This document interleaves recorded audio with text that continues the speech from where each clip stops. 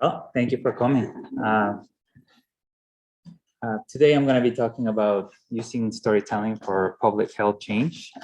There are many uses, as we've seen during the conference. I'm Chirboga. I'm part of a small storytelling team we have at the University of Massachusetts with my colleagues Brooke Staples and our main investigator, Jerome Allison.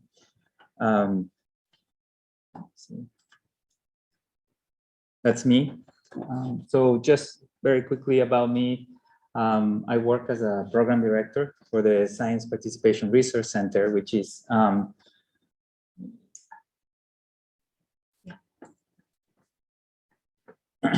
a center where we look at diversity and inclusion in research as a matter of social justice. The representation of volunteers for health research in the States, it's about 80% middle-class white men, even for issues about women's health, which is very interesting. So we're trying to increase participation of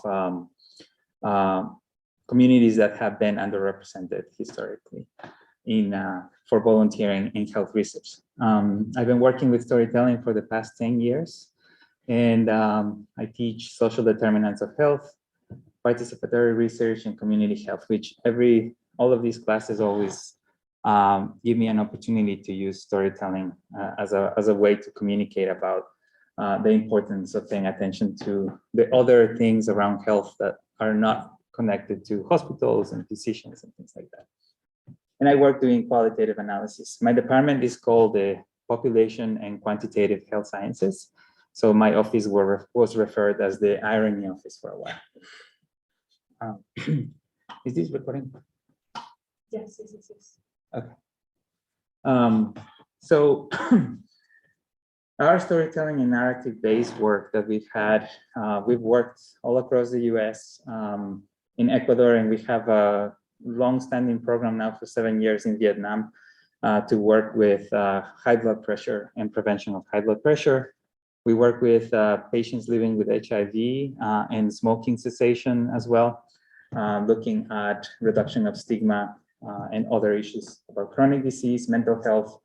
We've worked with perinatal care, as well as increasing the awareness of social determinants of health and how they affect communities. And one of our latest areas where we're trying to get in is in medical training. You've probably heard in different presentations that it's very hard to work with physicians, and especially for them to take the time and listen to the lived experience of their own patients. And we have the same issue in the States. So what we're trying to do is start early and coming in medical school during training so that we can have those conversations ahead of time. This will be preaching to the choir. Why storytelling? You know, this is a central part of our human experience. But with narrative approaches, digital storytelling, spoken word, etc., we can create bridges of communication, especially when it comes to facilitate language and culture bridging. Narrative approaches in storytelling are an opportunity to be inclusive in your practice of research. And also they're very flexible, and you can adapt your interventions to basically any kind of topic when you have community involvement. And when it comes to adapting cultural nuance, when it comes to approaching disease, health, and the maintenance of health. And my favorite part of storytelling is that you can't do it, you can't design it, and you can't implement it without the direct contribution of the communities that you're working. So I like storytelling, especially because it forces you to always include the communities that you're trying to work with in the design and the implementation of your projects. So as a tool for public health intervention, the program that we've had for the last 10 years, has a few different elements, which are interactive, literacy appropriate, and culturally sensitive multimedia storytelling modules. We use we use videos, and we use kind of a documentary style interviewing to talk about personal experience. And then we package these in ways that people can be exposed to the experience of others that sound like themselves, look like themselves, or that connect in the narrative while you're hearing, listening, and also seeing the story. Our goal for these kinds of interventions is motivation for behavior change through the power of participants. And by including the voice of participants in the intervention. So in a way, what we want to do with storytelling is to give a voice to what is known as hard data, all of the numbers, secondary analysis, and things like this. So because we are nerds and we like to document everything in my team. And also someone in one of the talks yesterday said that it's important, even though it's a forced exercise, the dominant culture of research, they want numbers. It's a very positivist environment where you want, when you want numbers, you want evidence, and there are many ways to collect evidence. However, to have a level of entry and to open up access, we are using scientific points of reference for our model. And we utilize a model that is very common. It's called the health belief model. And we put special focus on the development of self-efficacy. So if you've ever seen this model, is a 3-step model, the health belief model, which starts with, this is the individual, this area in gray right here. And there are things, modifying factors that we all have. Our age, our ethnicity, our level of education, our personality, the things we know, et cetera, et cetera. All of those are going to feed into our actions, our behaviors, our decision-making. And we all have perceptions that are formed by outside cues to action that we have. What we learn, what we see others doing, affects how we interact within ourselves to create agency for our own health. And when something is happening, for example, if you think about COVID, depending on our experience and environment where we are, we're going to have different levels of perceived susceptibility, or we will perceive the severity of a disease differently from others. The threat of a disease, the threat of an issue, we will perceive it differently. But when we acquire a level of self-efficacy, we're going to be navigating better these barriers. And the action after you develop a heightened sense of self-efficacy, it's a change in your individual behavior. Hopefully with intervention of cues to action, the idea is to change these behaviors to improve the self-perception of health so that you can move into the next level. We pair these with a communication model. It's called this later model of narrative communication. And it's very similar to the health belief model, where you have your story here, the narrative content, the storylines, the quality or the space or platform in which you produce. Those are the elements of a story that are going to act in this area called transportation. How much do you identify yourself with the characters of the story, right? And then this other area here,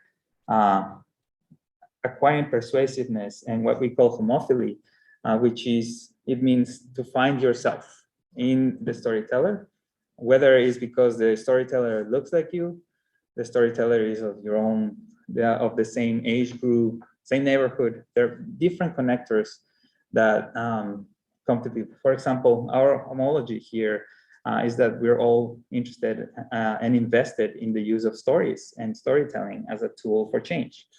So we will find different types of connections here so that we manage to create identification with characters in the narrative. And in the same fashion of the health elite model, we want the story and the storyteller to affect change in attitudes, behaviors, and skills for those who are exposed to them. And this process is easily summarized in another kind of behavioral concept called patient activation, where a person can be on one side of the spectrum where they feel very isolated. For example, like, I am the only diabetic in town. I don't know what to do. I don't know how to explain this to my clinician or my family, etc. But by gaining kind of the perspective of others like yourself, others that have navigated their difficulties in their own ways, in ways that are practical for people. What we've observed over the years in different studies, for example, is that in our studies in Vietnam that are dedicated to lowering blood pressure, is not the stories that lower your blood pressure. It's the pills, and it's the reducing your salt, and increasing your exercise, etc.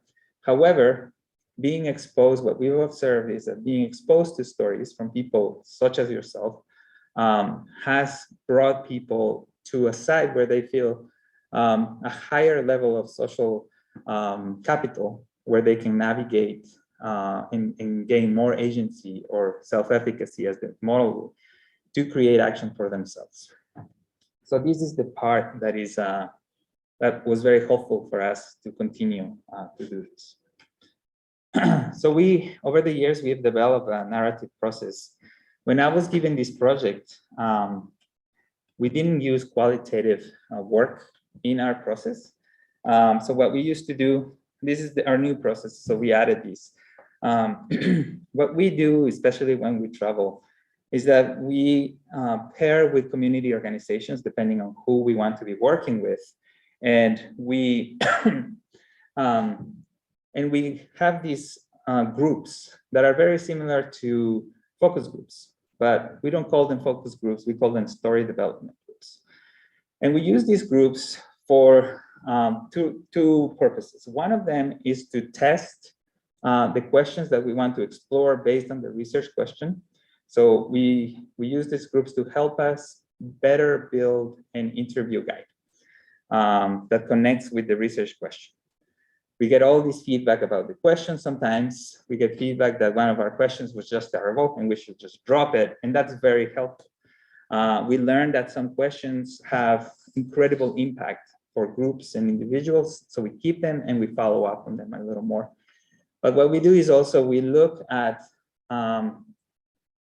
what people are saying, and we divide in our team. We have 3 people, one that is moderating, one that is taking notes on content, and one that is observing how, when someone is talking, the others react. Because we're going to create videos of these, we want to have those elements in place. And that's what we call the identifying stars process. When we identify people, we invite them for a one-to-one interview. And we have all the notes of the things they've said, so that we can create an individual interview guide based on some of the things that they put on. And we have an in-depth interview that is now video recorded with our participants. In this process, what we do is we have a long conversation with a semi-structured interview, but we let the person explain in the mode. Our questions are usually inviting to a narrative. So I wouldn't ask you, how are you today? I will ask you beyond that. I will say, can you tell me, like this morning, how did it go for you? Tell me all of it. Like, you woke up, what did you have for breakfast, etc. And we try to bring people to a situational explanation of an experience, which is how we mostly talk. You know, so like if I find 100 pounds on the floor in the street, I will come and tell you, guess what happened to me, and then I will tell you all of the story, right? So we try to formulate our questions in a narrative style invitation. We create transcripts of these interviews, and this is where we start doing qualitative analysis using thematic analysis. This is the element I added about 8 years ago, because the first 2 interventions we did, I felt really awkward about being the ultimate creator of the last story, you know, and all of my biases, conscious and unconscious, were coming into the editing process, because I had an idea of what our research question was and how I wanted it to sound, right? And at some point I started to realize this was happening, and I called more people to review. So we had community reviewers, check that. But it's still, the bias, I think, just kept transmitting. So what we did is to utilize thematic analysis with the transcripts so that we can separate these things in the most objective way possible to build our story units. And then we have community also look at the story units that we end up with and rate them and help us decide what is important, what people want to hear, et cetera, et cetera. We edit the videos based on that. And then we develop, depending on the intervention, what we call learn mores, which are, if it's a clinical topic, we combine the stories and then clinical information that is formal, like how to take your pills, and that we wouldn't be asking anyone just to say, can you give us your diabetes, the way to take diabetes pill and your dosage, etc. So we complement some of these things. We use NVivo for qualitative analysis. I don't know if anyone has used. Yeah. So I love NVivo. That's good to know. You can work directly from videos and code in the video with audios, with transcripts. It's a really, really useful tool, especially when you have large volumes of interviews. So here's our qualitative process, which is a thematic analysis, basically. And we have kind of the 6 classic steps of thematic analysis, which is we first get familiar with our data. We do initial coding. And then from our coding, we start searching for the themes. So we start organizing and packaging in themes. We review the themes. Some of them have to be moved about if they're talking about the same thing, for example. And then we will name them. It's also known as theming. From these, usually you will build a report on your qualitative findings. But what we do is that we build these story units that create a digital archive of thematic videos. So small, short units by theme.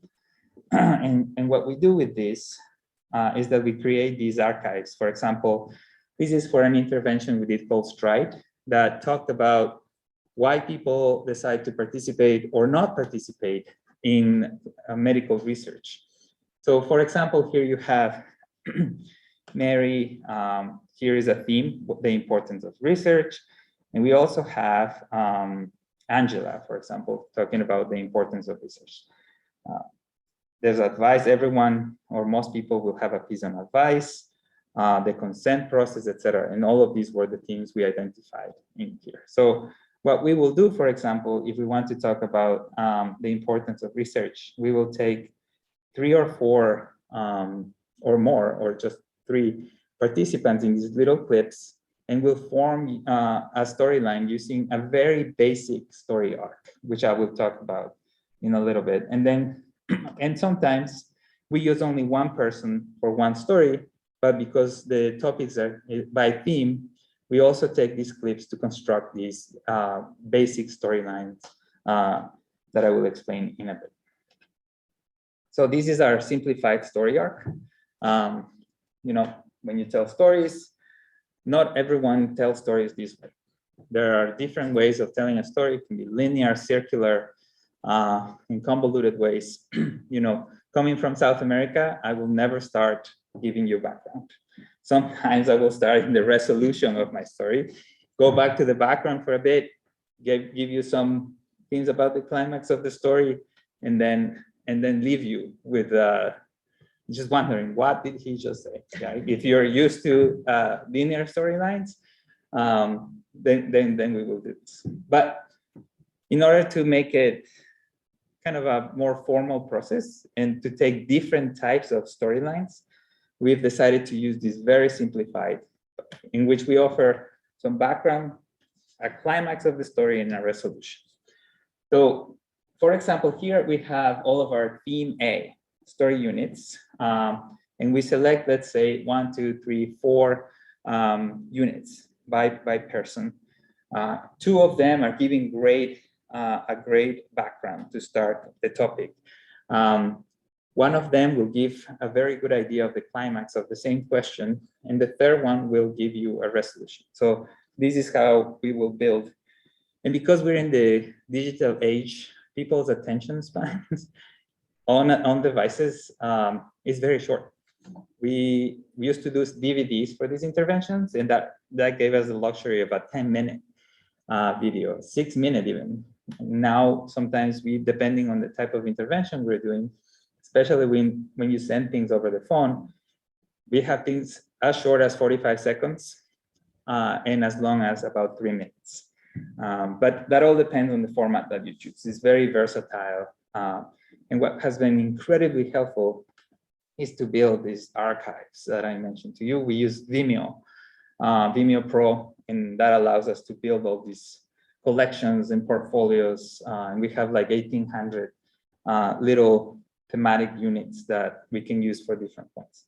And it also allows you to create these storylines without or with very minimal disruption of the voice and the impact of the storyteller in that sense.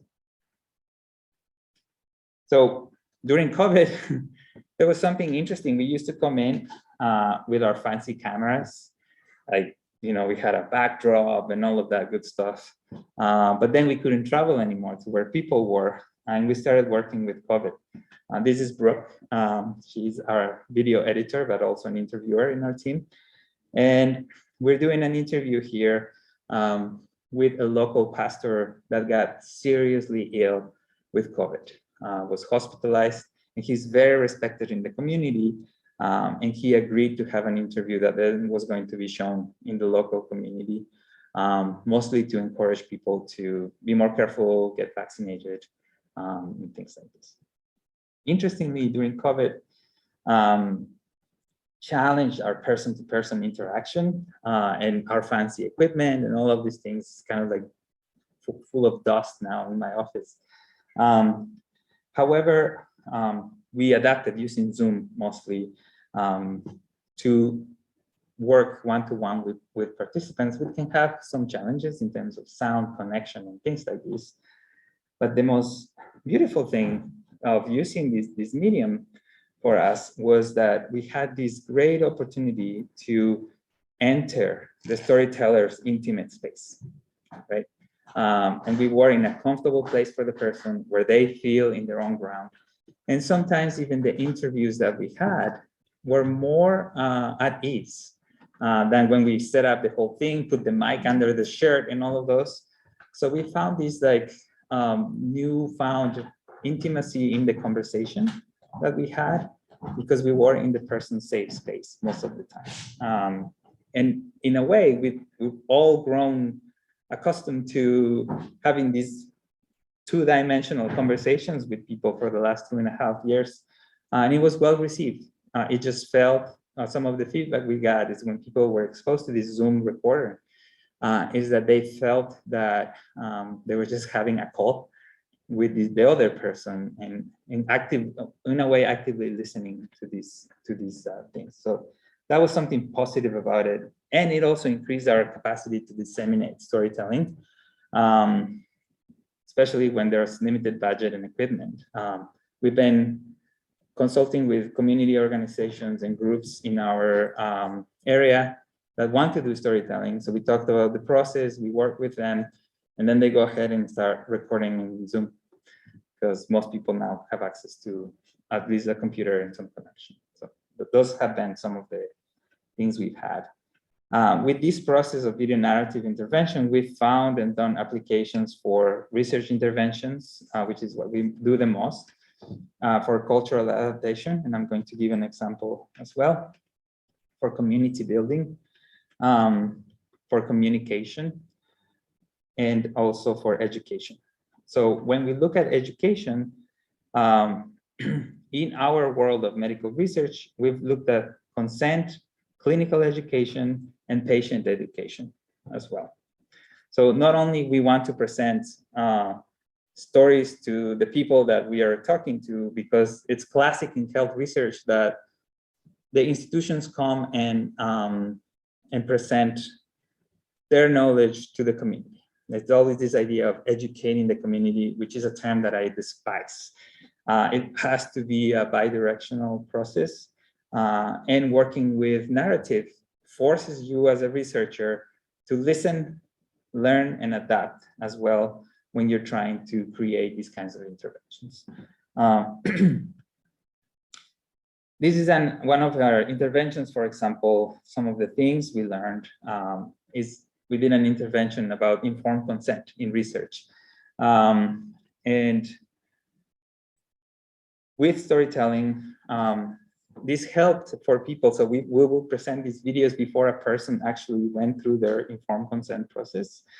And what the public and the community that work with us with their stories, what their most important contribution was that the goal of presenting these stories was not to convince someone to join a study, but it was to ask questions. And it was interesting because people felt agency to say, this is not the study for me right now, or I am not going to be able to do what you're asking me to do. Or yes, you answer all of my questions. And even after that, I don't feel that I want to do this. But clinical studies suffer more when someone signs up for the study, and then mid-study, they're like, I didn't know I had to do all of these things, and they're out. It's a greater lose than to not recruit a volunteer for the study. So what we learned from these messages that we had was altruism, why people participate, to have an informed decision-making in terms of knowing what to do, safety in clinical research, and also encouraging diversity, because many people are aware that most results are based on white middle-aged men in the States. So here is a quick one of these thematic pieces that we put together.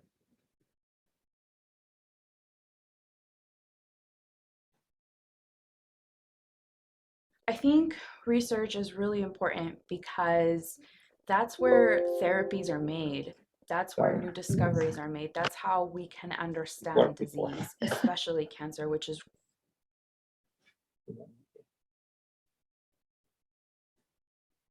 really important because is it this one here? Does that make a difference? I need to put that down. For the sound? Yeah. Yeah, maybe I'll reshare it. Maybe the sound, share sound, it says. Oh, you have to click optimize the video clip. Yeah. Okay.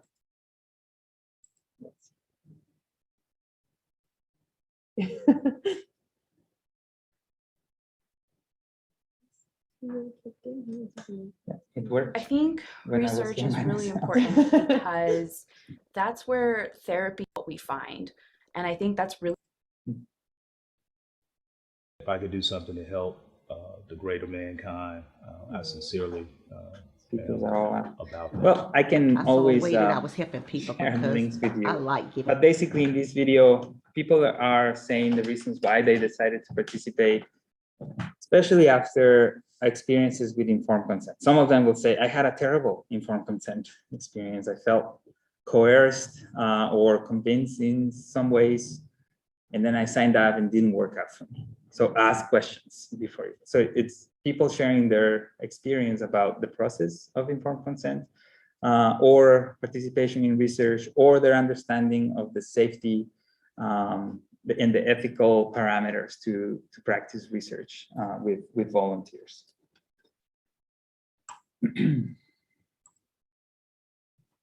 Let me see if this one works. My name is Damien, and I am a 26-year-old. This was one of the videos for our medical education process. We actually did a series on LGBTQ health. Interestingly, the medical school had not made changes to the curriculum since the late 70s, early 80s. And as you know, especially when you talk about LGBTQ communities, the 80s was not a good time in terms of stigmatization, stuff like that with HIV. So you can imagine that some of the approaches when you go to your LGBTQ approaching to patients class, with a 1978 curriculum, it wasn't very helpful in terms of approaching the patient as a whole, and not necessarily just looking at infectious disease and venereal disease as the main reason of what you're going to be doing with someone when they identify as LGBTQ. So these are stories. This is the story of Damien, who is a trans man, and he is telling the story of when he had his hysterectomy, and how when he had in his transition decided to have a hysterectomy, and the day of the hysterectomy, one of the nurses first said that he needed to use his past name for the registration, number one, and second, once he was in, he needed a pregnancy test. So he felt very disempowered in this process, and he talks about slightly regretting not sticking to his guns, in saying, no, this is what I have. I've never had intimacy with a cis male in my life, and there's no way I am pregnant.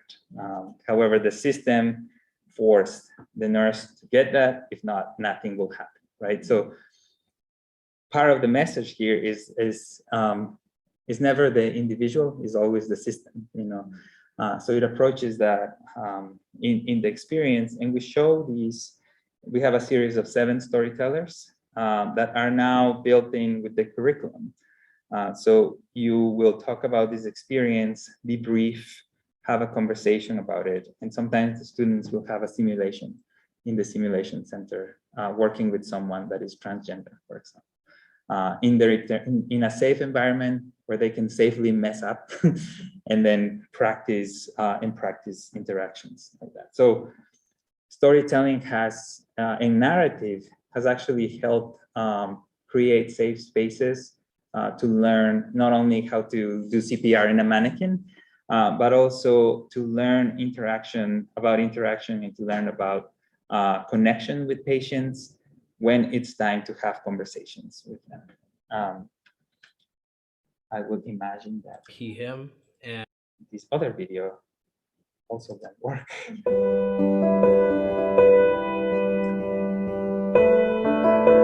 Affect my daughter. Yeah, I have like a working. fear for that also, because where we live. We also worked with a quick campaign for to address anti-Asian discrimination in our area of Massachusetts. And here is the story of a mom who sent her child to school, and one of the days the child has been very sad, and because one of the boys in the in the bus told her that she's Chinese and it was her fault that everyone had. They're from Nepal. They're not Chinese, and had like moved his eyes like this and all of these terrible things from a 6-year-old or 7-year-old. So her daughter was very upset, but actually she made this drawing where she explained her experience as sad but not crying, and also silly. That was the way that she described it. She was fighting these feelings of sadness and not being able to contain her tears, but also trying to be silly about it so that she could cope, you know. And then she made up a song about the experience, just saying, it was called "We Want Light," which was very inspiring for a little kid to basically give a message, a very complex message of human interaction that many adults have not shown that they're able to do, especially at leadership levels. And it was also very well received in the community when we were working with this. One of the last things that we've been starting to do is, I am an amateur artist and I work with some local artists and colleagues. And we built these for last year, Dia de los Muertos, the Day of the Dead celebration. In our state, especially in our city in Worcester, Latinos were the most affected in terms of cases and deaths, very disproportionately affected in Massachusetts. And what we wanted to do is during Dia de los Muertos is to have raise awareness of the memory of those who were lost and also ignored during the time. And we built a series of pieces that talked about that. So we've had this installation that involves storytelling in different ways. The installation makes you connect with the experience of being safe with the vaccine. I don't have a photo, but we made a messenger RNA model for the key being the vaccine, what allows you to come into the other side safely. In the middle, we created a different rendition of a traditional ofrenda, which is an altar to celebrate the memory of someone. And then we had a shock piece, which is this coffin here, where you could see yourself, as we are here taking a photo, full-bodied inside of a coffin, with the idea of giving a message that empathy had been lost during the pandemic, and people forgot about the others and just made it a my body, my choice kind of approach. That became very problematic. So what we wanted to show is that at eye level, someone will appear in this one-way mirror while you're looking at yourself. Then a screen comes out with someone telling the story of the loss of her father during the pandemic, and the photo of her father is here on the other side. So it was kind of an interactive experience with story. And the conversations that we were able to have with these were great, because I was able to talk about epidemiological data with all sorts of people from different walks of life and make the case that Latinos were actually disproportionately affected. So it was a very cool way of getting people to talk about epidemiological data, which is what we don't do very well in our world of public health. So we're trying to start using some of these elements when we're working with storytelling. Hence, I love my job. Here is our website for our center, the Science Participation Resource Center. We have some elements of our storytelling work, and we love exchanging ideas, and we love giving a voice to hard data. If any of you want to have a research idea, want to involve some of this process, we're always happy to share the process in writing, talk about it, do a Zoom call, partner in a grant or whatever you want to do. I always would like to come back here, so write a grant with us, and then I'll come, and then we'll all be happy. I've been enjoying the English breakfast every morning. But just what's your story? It's kind of our motto when we go out there. And here is my contact information. So I think I left plenty of time for questions, or okay. So any you guys have any questions? Yeah, well, I mean, just a couple of comments really, just it's really fascinating and fun. We're both doing research using storytelling, digital storytelling. So it's really interesting to see your process, I think. And we've been talking about like using the software like in Vivo, and how do we kind of do the analysis, and when do you do the analysis? Yeah. That was the other thing that I was looking at your process. Thinking, do I analyze the story, do my analysis on the stories themselves or on the original kind of transcripts, things like that? Is it ethical to analyze somebody's story? So questions like that. So we've gone through all of those questions. Actually, the first step where we have to explain or face those questions is when we apply for IRB approval, the Institutional Review Board. Because you have to explain what is your process, what are you going to do, how are you protecting your participants.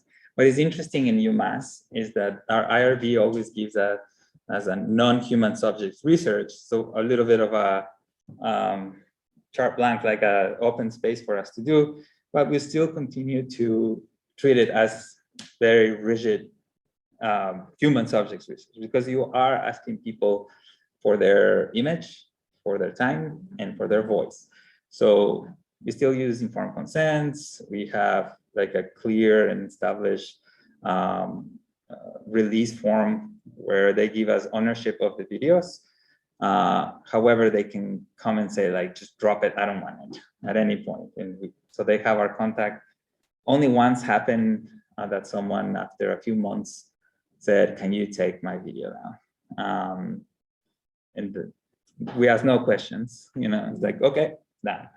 The rest. Sorry, did they give you any indication of why they had a change of heart? So our policy is not to, in case that there's something that's very personal to them.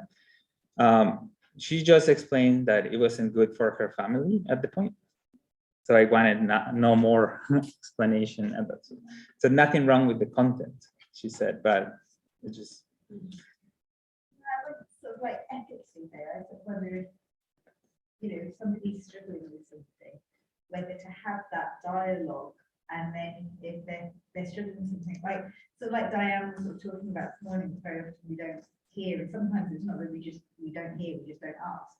And I understand sort of ethical reasons, but I wonder whether there's also an ethics in asking that question and then providing support. So, having maybe a list of different organisations that if somebody sort of wants to open up and you're there as sort of a catalyst for that, that you can then direct them, or you're either the ear that they need right there and then, or you can guide them to particular areas which might be more. Yeah, no, and those are all excellent points. However, our IRB limits us to do those things, and our whole design will change if I say we are going to ask, because the moment that you say I'm going to ask the reason, the IRB then has you create a whole protocol of response for a variety. So if you say, if the topic, for example, and this was for a